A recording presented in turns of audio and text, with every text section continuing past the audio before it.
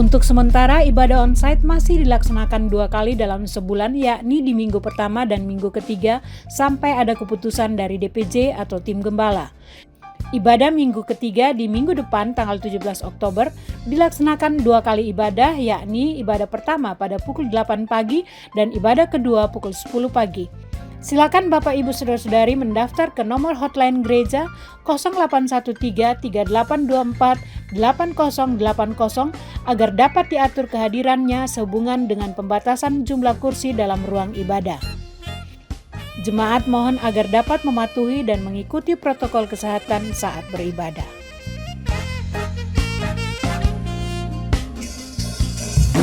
Shalom saudara, mari kita puji Tuhan kita yang Maha Kuasa dan Maha Mulia.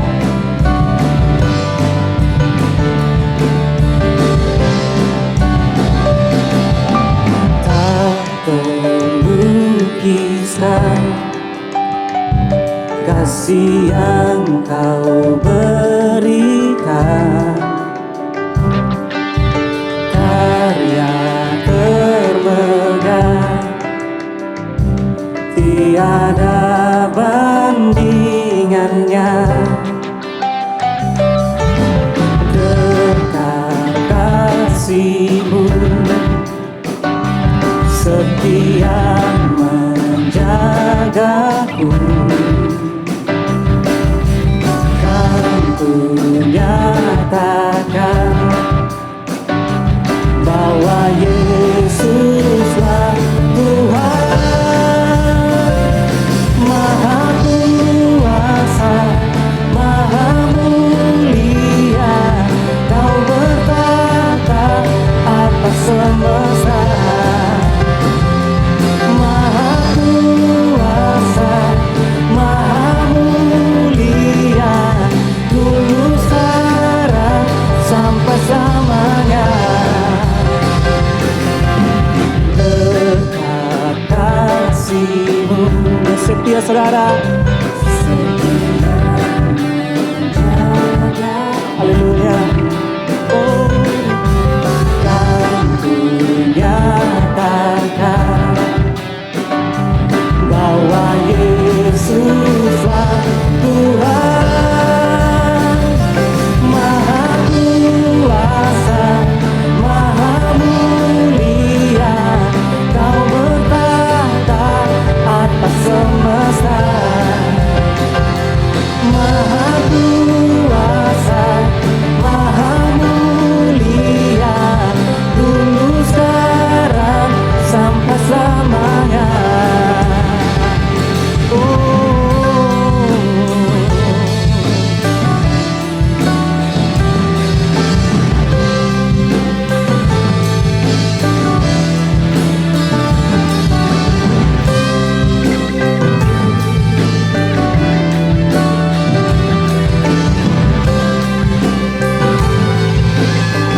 Dia Maha Kuasa saudara, Maha kuasa, Maha mulia, Kau bertata atas semesta. Oh, Maha mulia, dulu sekarang sampai selamanya. Maha kuasa,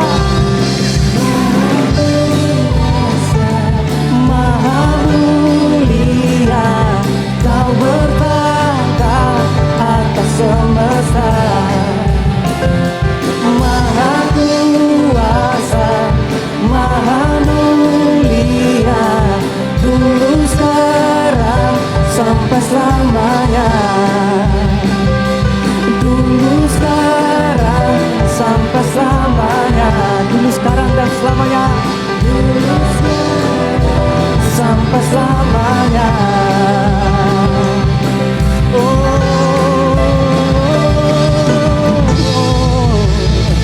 Kemuliaan bagi Engkau ya Tuhan.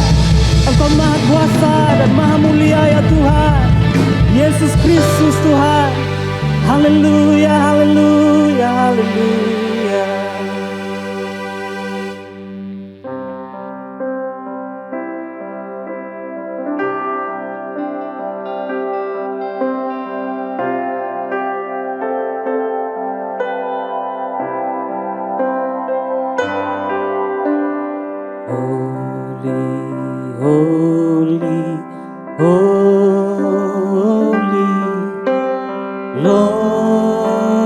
God Almighty, early in the morning, our soul shall rise to Thee. Holy, holy, holy, merciful and mighty, God in three persons, blessed Trinity. Engkau suci. Suci, suci, suci, Tuhan Maha Kuasa. Dikau kami puji di pagi yang teduh. Suci, suci,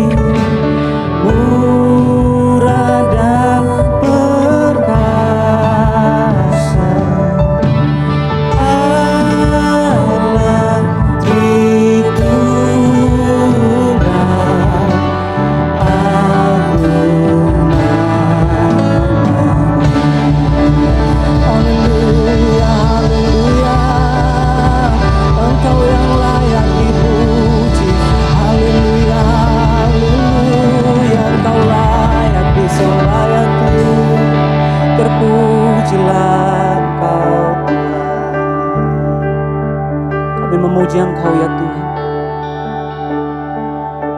Di pagi hari, di siang, di malam hari, Engkau yang kami tinggikan ya Tuhan.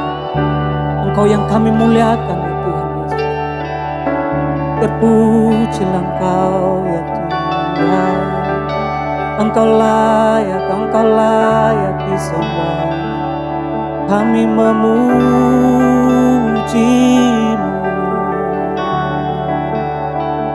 Haleluya.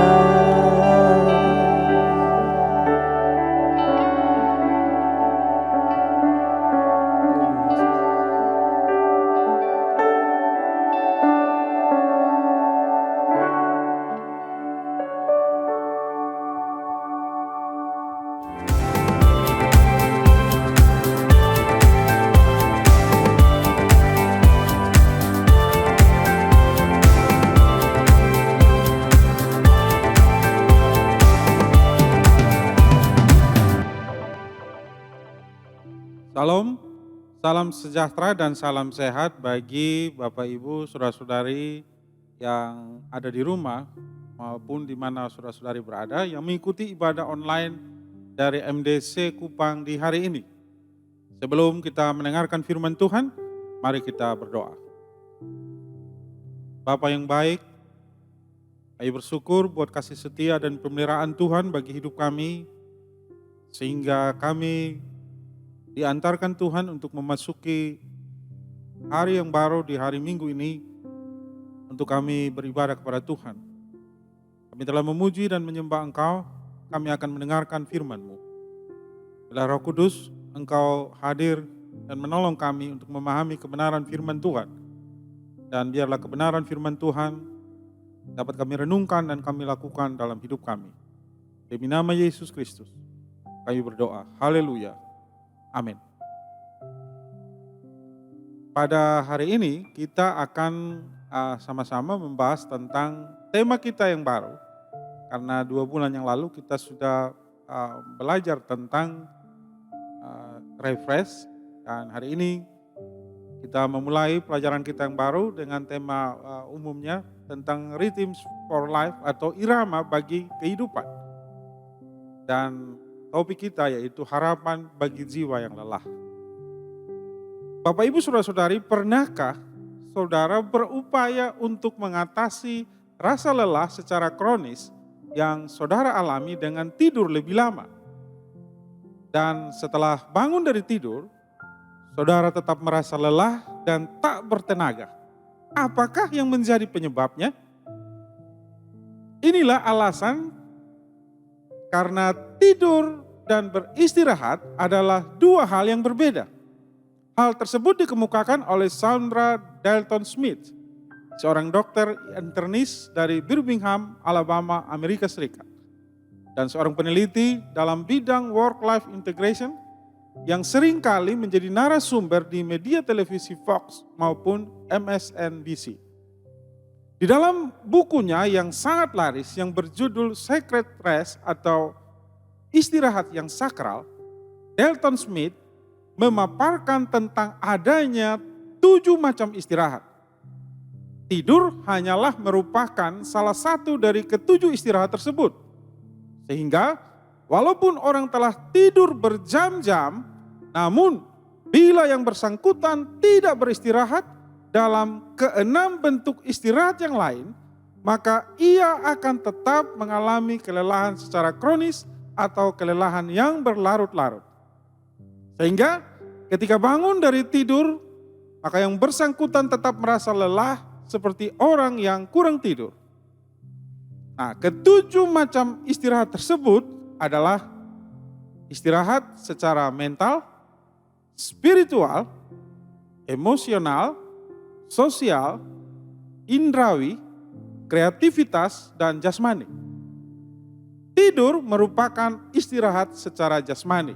Sehingga bila pikiran orang dipenuhi oleh hal-hal yang negatif seperti rasa khawatir dan emosi yang bersangkutan juga bersifat negatif, yaitu karena dipenuhi oleh rasa frustrasi, ditambah secara sosial ia dalam keadaan jengkel kepada orang lain, maka walaupun secara jasmani ia beristirahat dengan cara tidur, namun tetap saja secara mental, emosional, dan sosial ia tidak beristirahat.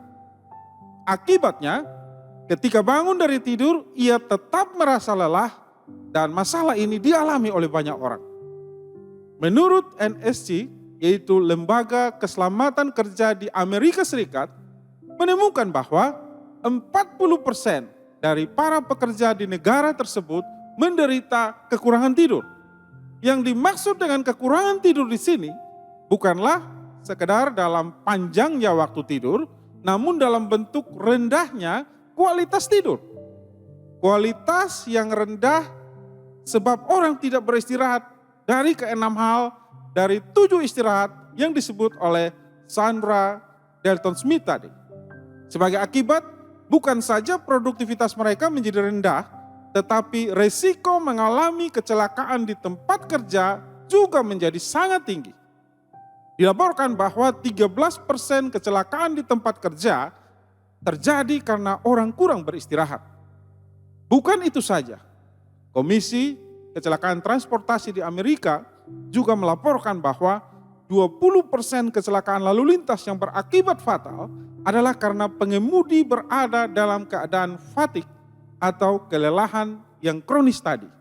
Artinya, apabila saudara mengalami fatigue, maka keadaan tersebut tidak boleh dianggap remeh. Sebab di samping akan berdampak terhadap kinerja Anda, kelelahan ini juga akan berpengaruh terhadap kebugaran hidup, kebahagiaan rumah tangga, kejernihan dalam berpikir, dan membuat keputusan dan berdampak terhadap imunitas secara jasmani dan berpengaruh juga terhadap kebugaran rohani Anda. Patut dipahami bahwa keadaan fatigue atau kelelahan yang bersifat kronis ini tidaklah terlepas dari irama kehidupan yang morat-marit. Mengapa? Karena seperti irama jantung yang tidak teratur merupakan pertanda dari adanya kesalahan atau adanya masalah kesehatan yang serius, demikianlah ketidakteraturan dalam irama kehidupan merupakan pertanda dari ketidakbugaran hidup seseorang. Berarti adalah penting untuk membangun irama kehidupan yang serasi.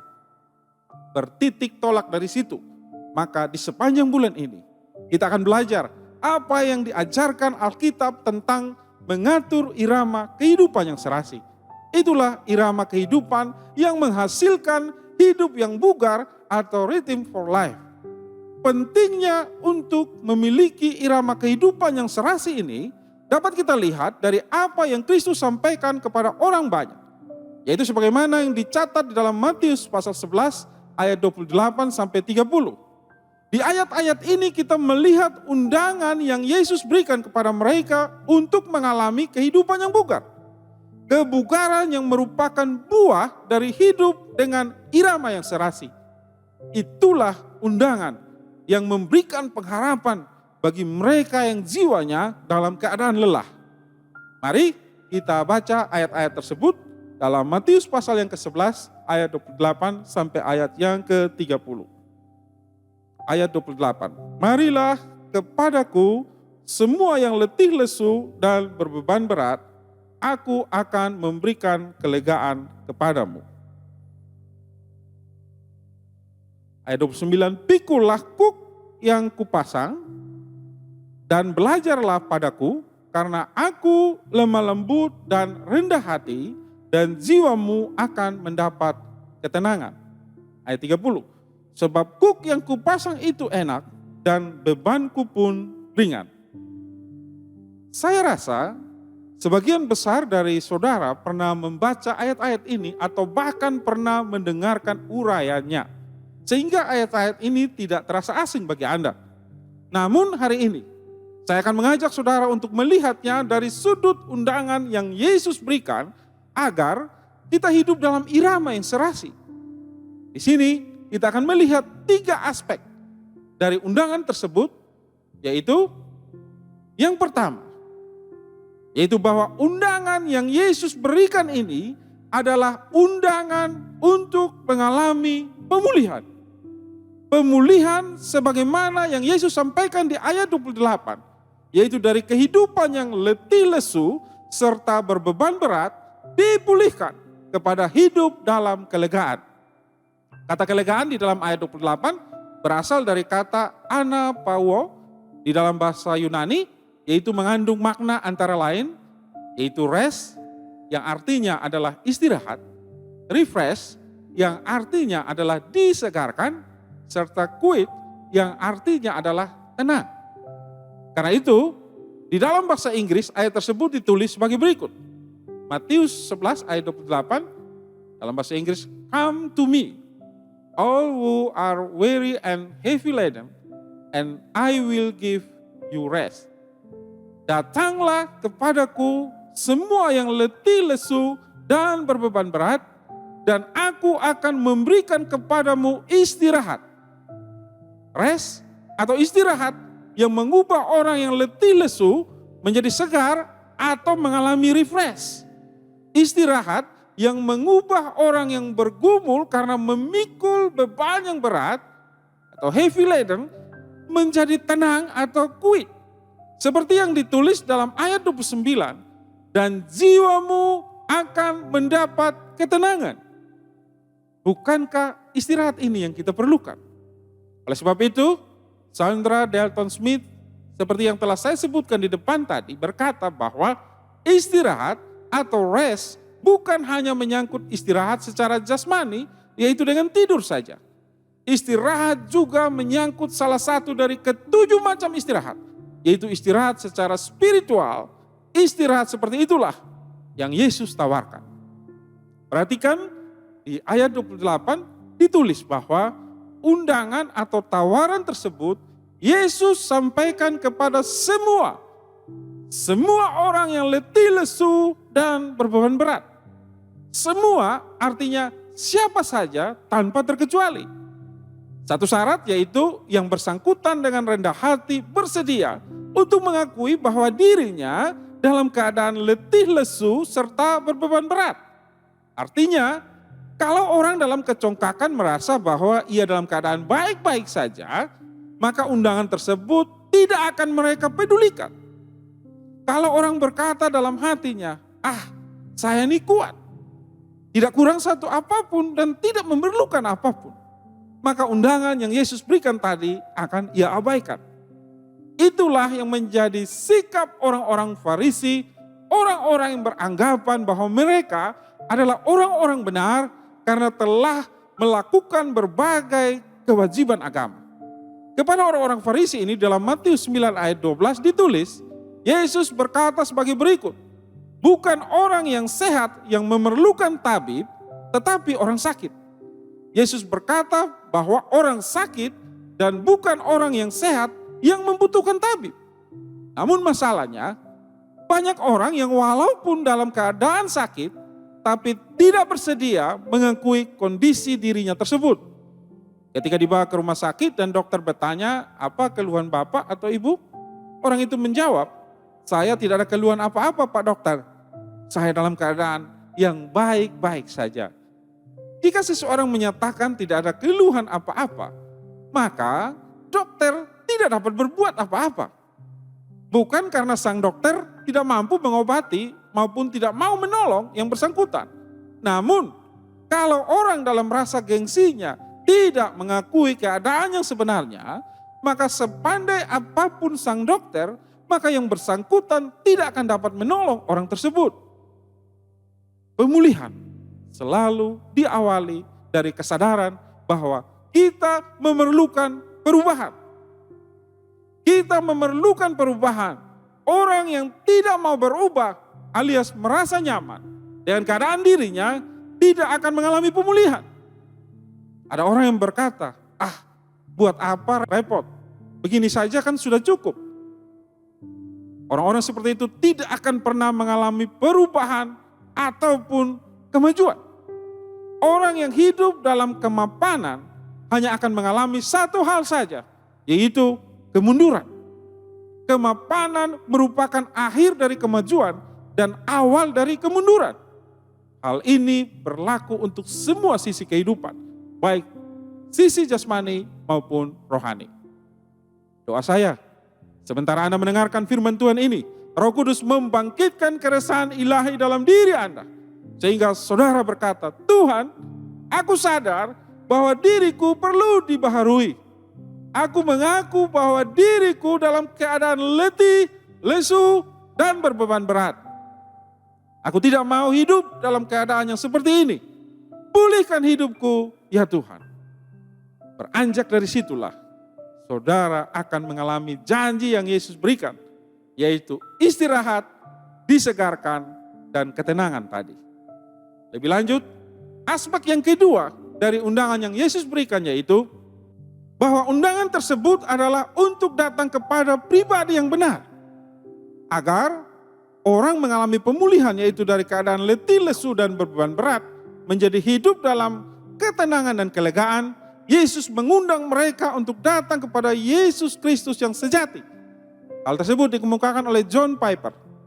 Yesus tidak datang ke dunia utamanya untuk membawa agama yang baru atau aturan yang baru. Dia datang untuk menawarkan dirinya demi sukacita yang abadi bagi diri kita. Dan untuk mengerjakan apa yang harus ia lakukan, termasuk mengalami kematian. Demi menyingkirkan setiap penghalang kepada sukacita yang abadi di dalam dia ini. Oleh sebab itu, di dalam Matius 11 ayat 28 tadi Yesus berkata sebagai berikut. Marilah kepadaku semua yang letih lesu dan berbeban berat. Aku akan memberikan kelegaan kepadamu. Come to me. Datanglah kepadaku. Bukan datang kepada yang lain. Bukan datang kepada siapapun, tetapi datang kepada Yesus. Dialah jawaban bagi orang yang letih lesu dan berbeban berat. Dialah jawaban yang diperlukan oleh dunia. Di dalam dia kita mendapatkan pengharapan. Itu sebabnya Agustinus, uskup dari Hippo di Aljazair, Afrika Utara, tokoh gereja yang sangat berpengaruh dan hidup di abad keempat, dalam bukunya yang monumental yang berjudul Confessions atau pengakuan-pengakuan, menulis sebagai berikut. Tuhan, Engkau membentuk kami untuk dirimu sendiri, dan kami tidak akan mendapat ketenangan sampai kami beristirahat di dalam Engkau. Di luar Yesus, kita tidak akan mendapat ketenangan, karena Dialah sumber damai sejahtera yang sejati.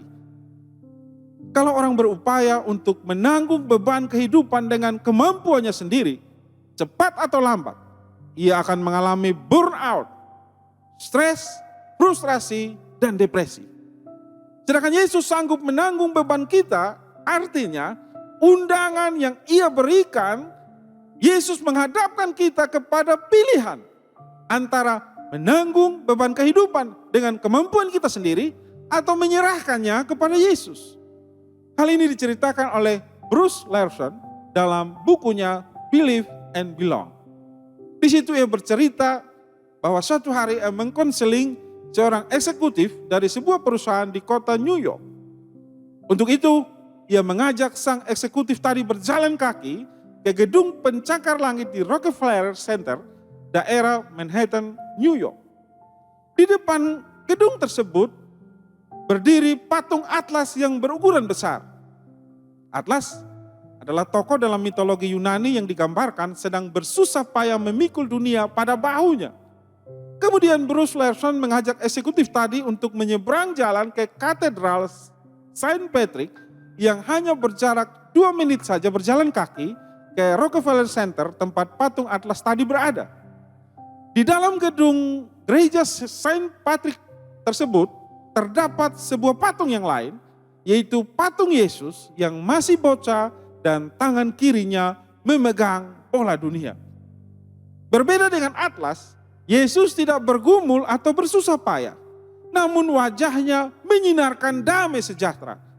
Saat itu juga, sang eksekutif tadi menjadi sadar bahwa dirinya dihadapkan kepada 2 pilihan, yaitu pilihan untuk apakah ia hendak memikul beban kehidupan dengan kekuatannya sendiri seperti Atlas, yang bersusah payah memikul dunia, atau dia mau menyerahkan beban itu kepada Yesus yang sanggup menggenggam dunia dengan tangannya.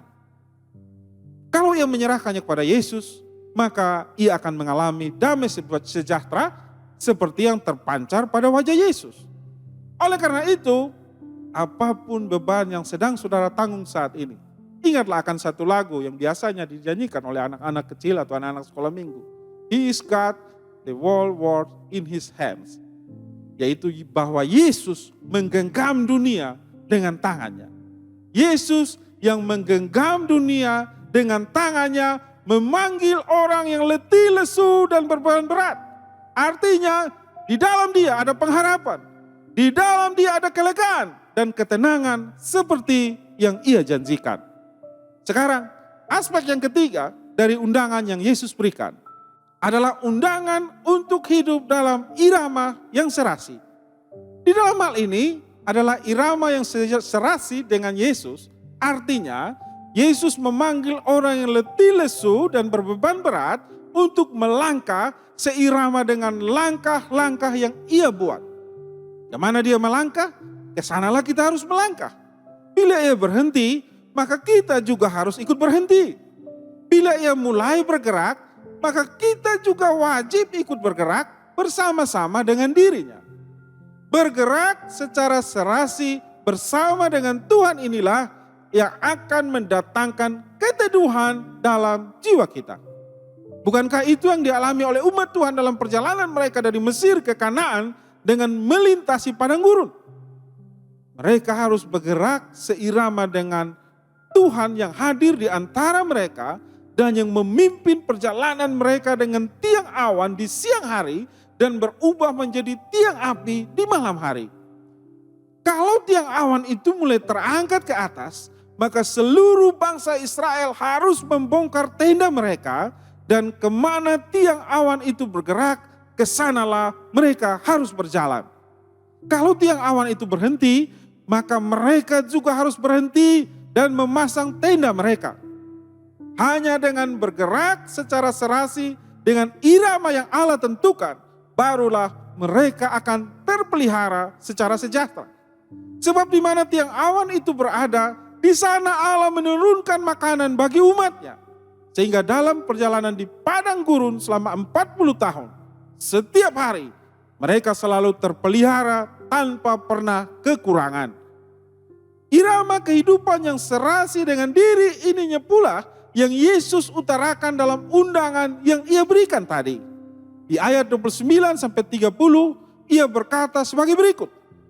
Matius 11 ayat 29 sampai 30. Pikulah kuk yang kupasang dan belajarlah padaku, karena aku lemah lembut dan rendah hati dan jiwamu akan mendapat ketenangan. Ayat 30. Sebab kuk yang kupasang itu enak dan bebanku pun ringan. Lihat kepada orang yang letih lesu dan beban berat, Yesus berkata, pikulah kuk yang kupasang. Nah, dalam terjemahan bahasa Inggris dikatakan bahwa take my yoke upon you. Artinya, pikulah kukku pada dirimu. Apakah ini maksud dengan kuk? Kuk adalah kayu yang dipasang pada seekor sapi atau lembu yang akan menarik beban, entah beban dalam bentuk bajak maupun gerobak. Tentu saudara bertanya dalam hati, Yesus memanggil orang yang letih lesu dan berbeban berat untuk datang kepadanya, lalu ia atau Yesus menyuruh orang itu untuk memikul kuk.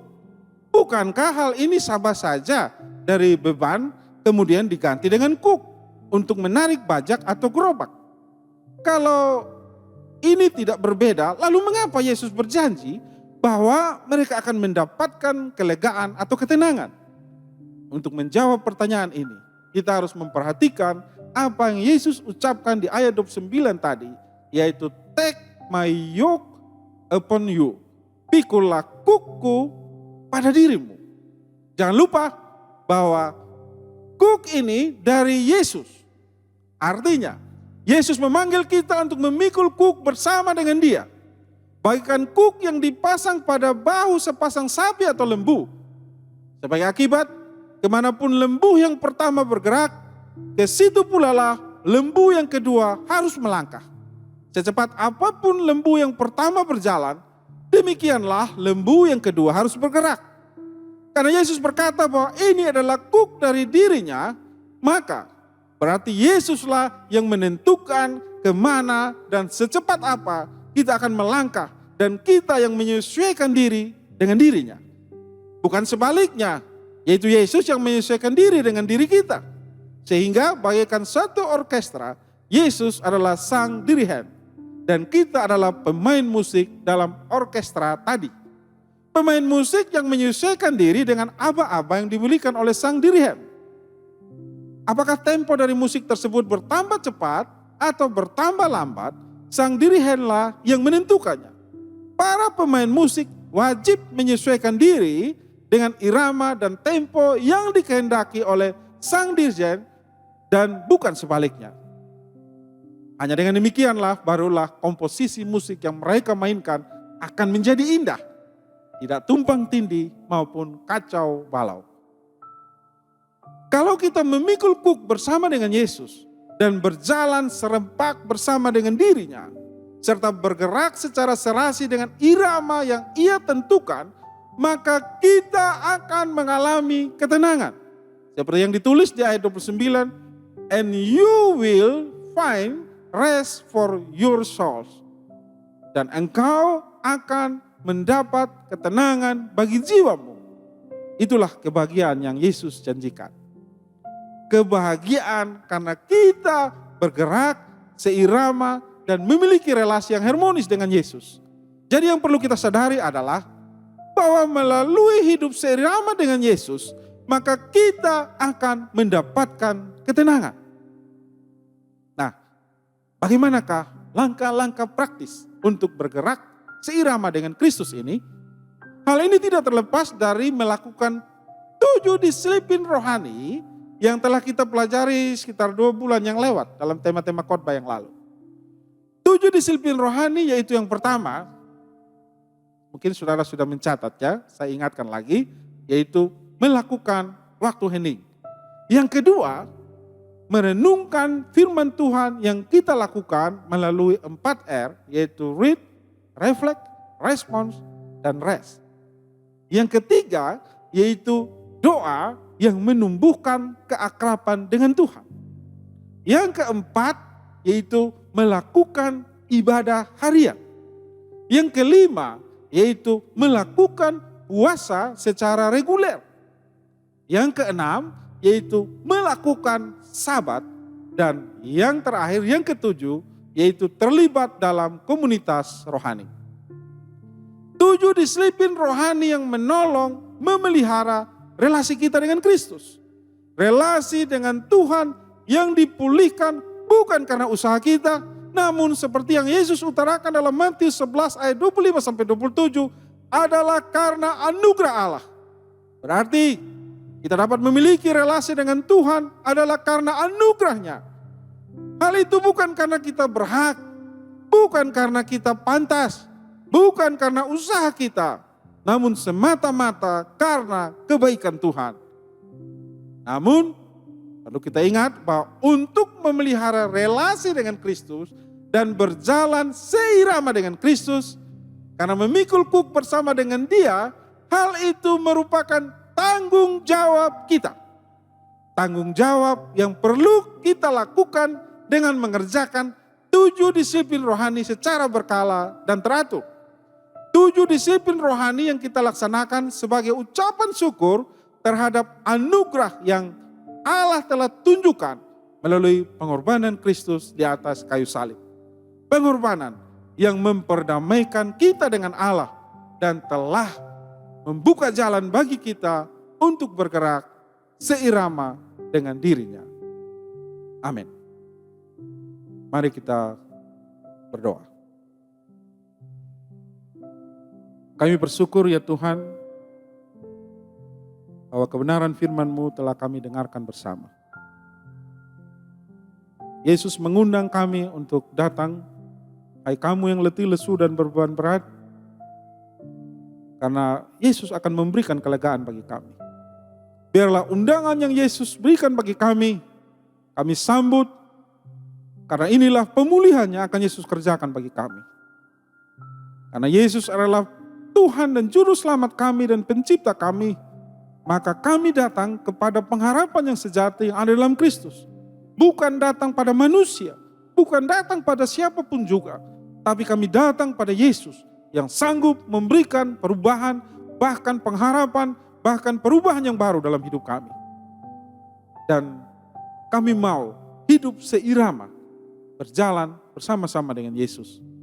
Mampukan kami ya Tuhan untuk melakukan apa yang menjadi tanggung jawab kami, yaitu melakukan 7 disiplin rohani secara konsisten, sebagai bagian dari kehidupan kami sehari-hari, dengan disiplin dan penuh tanggung jawab, sehingga relasi kami dengan Tuhan tetap terpelihara. Kami tahu dan kami percaya bahwa relasi dengan Tuhan itulah anugerah Tuhan, bukan karena hasil usaha kami. Tapi kami diberikan tanggung jawab untuk memelihara relasi ini dengan terus berdisiplin secara rohani, melakukan apa yang menjadi bagian kami. Mampukan kami ya Tuhan, tolong kami ya Roh Kudus, sehingga kebenaran firman-Mu dapat kami lakukan dalam hidup kami. Di dalam nama Yesus, firman yang hidup, kami berdoa dan bersyukur. Haleluya. Amin. Saudara-saudara yang dikasihi oleh Tuhan, angkatlah tanganmu dan terimalah berkat Tuhan. Berkat dari Allah Bapa Pencipta langit dan bumi, anugerah dan kasih karunia daripada Tuhan Yesus Kristus, kekuatan dan penyertaan dari kuasa Roh Kudus tinggal dan menyertai engkau mulai dari hari ini sampai selama-lamanya. Berkat ini yang kau terima dalam satu nama yang heran dan ajaib, nama di atas segala nama, Raja di atas segala raja, yaitu nama Tuhan Yesus Kristus. Haleluya.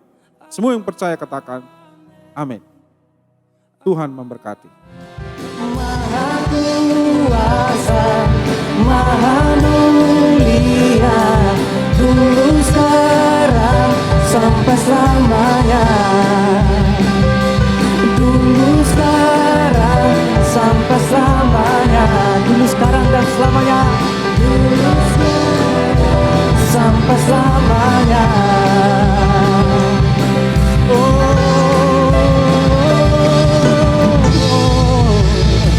Kemuliaan bagi Engkau ya Tuhan.